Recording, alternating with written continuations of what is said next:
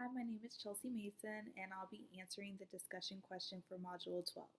The first question asks, how might epistemological development impact one's understanding of privilege?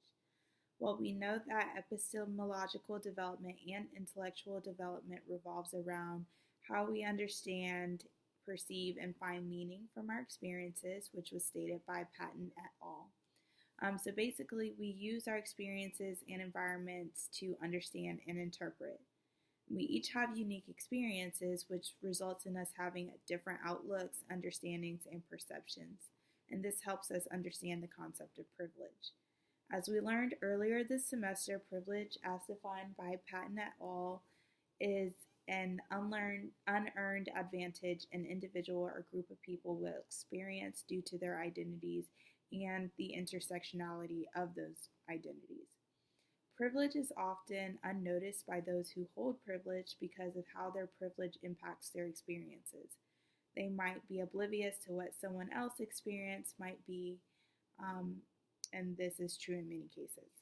When we learned about privilege earlier this semester, I gave the example that there is not a Band-Aid that exists that matches my skin tone. It's really simple, and I'm sure that a white or white passing person is not preoccupied with thoughts about this occurrence, although it exists. So we have experienced life differently, which has impacted our understanding of things, such as Band-Aids and accessibility. Going to the second question of this week, how our understanding of epistemological and intellectual development and how that impacts our engagement with students.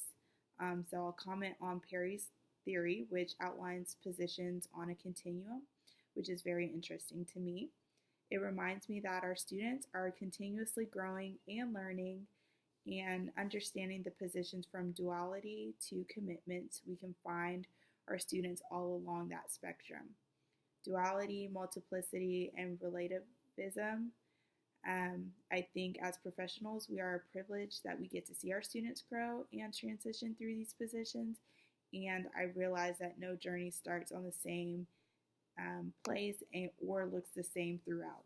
So we have to continue to foster an environment where our students can reach commitments. And relating back to the first question, we must also acknowledge that our students come into college from different experiences, which impacts their journey on that continuum. So that's my answer for this week's question, and I look forward to interacting on the discussion feed.